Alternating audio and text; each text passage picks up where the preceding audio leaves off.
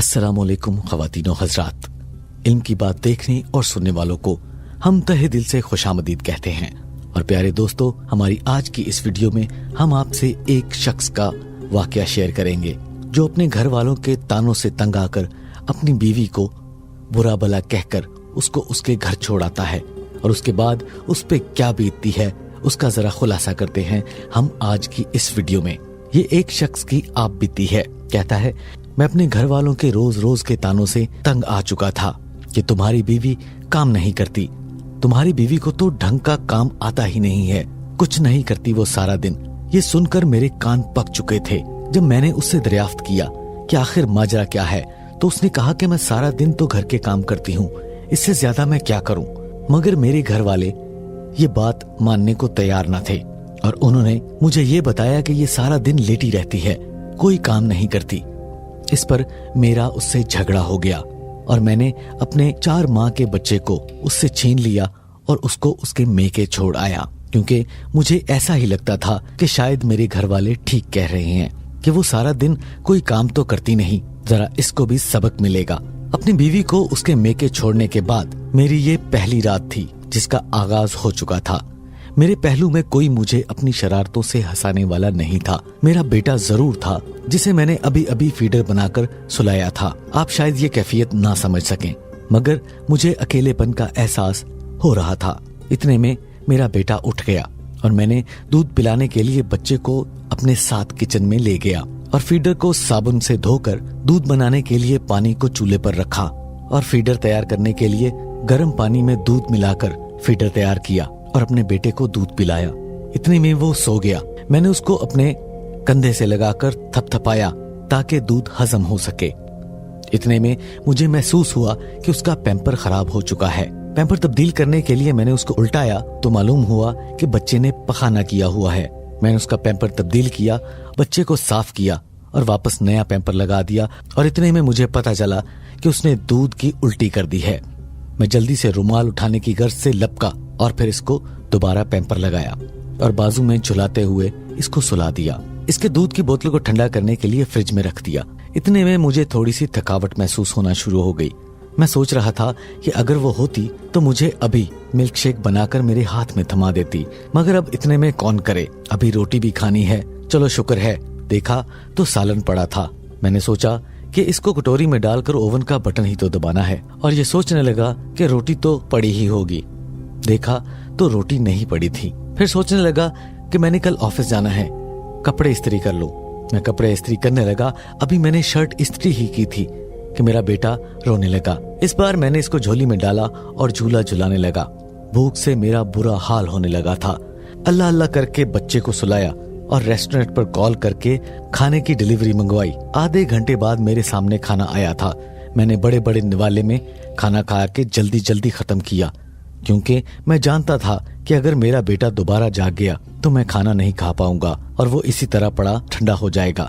इतनी मुशक्कत ने मुझे अजीब सी थकावट में मुब्तला कर दिया था और मुझे उकताहट होना शुरू हो गई थी। मैंने घड़ी की तरफ देखा तो 11 बज चुके थे। मैं बिस्तर पर बेसूध पड़ा था और ख्यालों में गुम हो गया कि मुझे अब वो पुरानी बातें याद आने लगी थीं। जब मैं सायरा से कहता कि मुझे नींद आ रही है, मुझे अलमारी से जरा चादर निकाल दो, मैं सोना चाहता हूँ, लेकिन अब मुझे ये सारे काम खुद ही करना पड़ने थे। जब मैं ये सोच रहा था कि सायरा मुझे चादर दो, तो वो बगैर किसी हिलो हुज्जत के मुझे अलमारी से चादर निकाल कर दे देती। अभी मैं ये सोच ही रहा था कि यूपीएस भी जवाब दे गया। पंखा बंद हो गया। इससे पहले कि गर्मी के सबब मेरा बेटा जाग जाता और वो चिल्लाने लगता, मैंने छलांग लगाई और झट से दस्ती पंखा अलमारी से निकाल लिया। मैं उसको पंखा झलने लगा और साथ साथ नींद की शिद्दत से खुद भी निढाल होने लगा। 11 बज चुके थे, बिजली आ गई और इसके साथ मैं फौरन ही सो गया। 2 बजे बेटे की आवाज से मेरी आंख खुल गई। अचानक गहरी नींद से जागने पर मेरे सर में दर्द होने लगा। इसे भूख लगी हुई थी। मैं सुस्ती से उठा और डब्बे का दूध बनाकर पिला दिया। 2:30 बजे के करीब बेटा सो गया और मैं भी इसके बाद सो गया। बेटा कब जागा, कब सोया, कितनी देर रोता रहा, मुझे कुछ खबर नहीं थी। अलबत्ता सुबह 8 बजे मेरी आंख खुली तो वो रो रहा था। उसके पैम्पर से मवाद निकलकर बेडशीट पर जज़ब हो रहा था। जल्दी से उठा और पैम्पर तब्दील किया, दूध पिलाया और उसके बाद मैंने बेडशीट चेंज की। नाश्ते में मैं जो भी खाया करता था वो सारा घर ही में बनता था और मैं सोचने लगा वो कौन सा वक्त था जब सायरा मसरूफ नहीं रहती थी, मेरी खिदमत नहीं करती थी और इसमें कोई कमी नहीं आने देती थी। घर में सिर्फ वही 3-4 काम तो नहीं थे जिनके लिए मैंने नौकरानी रख कर दी हुई थी। एक बच्चे को संभालना ही एक काफी थका देने वाला मुशक्कत वाला काम था, जो इसे थकन से चूर कर देने वाला अमल था। लेकिन वो मुझे वक्त पर खाना भी देती, मैं थक जाता तो मुझे दबाया भी करती थी, मैं उदास होता तो मुझे हंसाया भी करती थी, मेरी दिल जोई भी किया करती थी। मैं कारोबार की कश्मकश में पड़ जाता तो वो मेरा हौसला बढ़ाती थी। मैं सोचों में लगा था और खुद ही गुम था। इतने में दूध उबल कर शेल्फ पर आ चुका। मैं आहिस्ता आहिस्ता शेल्फ पर कपड़ा लगाने लगा। मुझे पिछले सारे ख्यालात आ रहे थे और आज मुझे अपनी वो सारी जली कटी बातें याद आ रही थी जो मैं सारा दिन सायरा को कहा करता था कि तुम्हारे जिस्म में दर्द हर वक्त क्यों रहती है, तुम कौन सा पहाड़ तोड़ती हो, घर में कौन से इतने मुश्किल काम होते हैं, तुम हमारी तरह ऑफिस में काम करो तो तुम्हें लग पता जाए। वो मेरे तंज ताने सुनने के बावजूद एक साइड पर जाकर अपने आंसू बहा लिया करती थी और मैं इतना जालिम था कि मुझे कभी परवाह नहीं होती थी। और इसी दौरान उसको ताने तंज देकर जब मैं लेट जाता और वो भी साथ लेट जाती तो वो खुद ही साइड बदलकर मेरे चेहरे पर झुक जाती तो कहती आई लव यू।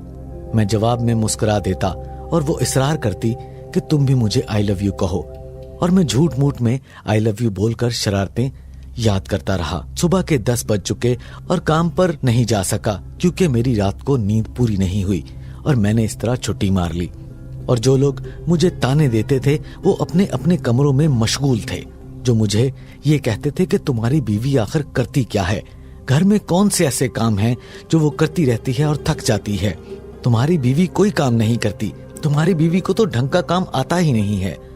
आज वो सब लोग अपने कामों में मशगूल थे। किसी ने मुझे चाय का एक कप तक नहीं पूछा था। मैंने ये सब बातें सोचकर और वो एक तकलीफ वाली रात गुजारकर मुझे एहसास हो गया कि मैंने अपनी बीवी के साथ कितनी बड़ी ज्यादती की है। मुझे वो सारी बातें याद आ रही थी, मुझे अपने घर वालों की वो सारे ताने याद आ रहे थे। फिर मैंने अपने बच्चे को गाड़ी में डाला और गाड़ी उन रास्तों पर डाल दी जो रास्ते मुझे हमेशा के लिए सायरा के साथ जोड़ने वाले थे। वहां पहुंचकर मैंने दोनों हाथ जोड़कर सायरा से माफी मांगी और सायरा हमेशा की तरह बड़ा दिल करके मेरे साथ चल दी। ख़वातीन और हज़रात, मेरी आप सब दोस्तों से ये रिक्वेस्ट है, खासकर उन दोस्तों से जिनकी अभी अभी शादी हुई है। ठीक है कि आप सबको कहीं कहीं मशवरा दे सकते हैं, लेकिन सबसे ज्यादा आप पर हक आपकी बीवी का है।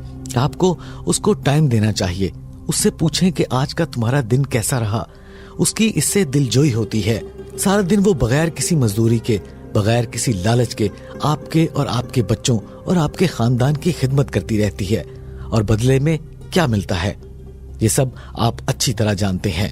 दोस्तों, हमारे घर में जो खवातीन होती हैं वो मजदूरों की तरह हमारे घर में इस तरह काम करती हैं कि उसका कोई मुआवजा नहीं लेती। हम बाहर से थके हारे घर आए तो सबसे पहले हमारे हाथ में पानी का गिलास होता है और उसके बाद वो चाय पूछती है और उसके बाद वो बच्चों की देखरेख, घर के सारे काम, हर चीज का ख्याल रखती है, आपके घर को मेंटेन करके रखती है। तो क्या उसका इतना भी हक नहीं बनता कि हम उसको इज्जत की एक मुस्कुराहट दे सकें? ख़वातीनो हजरात, हमारे मजहब ने भी हमें मियाँ बीवी के हकूक के बारे में बड़ी डिटेल में बताया है। ऐसे हालात में रहमतुल आलमीन हजरत मोहम्मद सल्लल्लाहु अलैहि वसल्लम आलम निस्वा का मुकद्दर सवारने के लिए सरापा रहमत बनकर आए।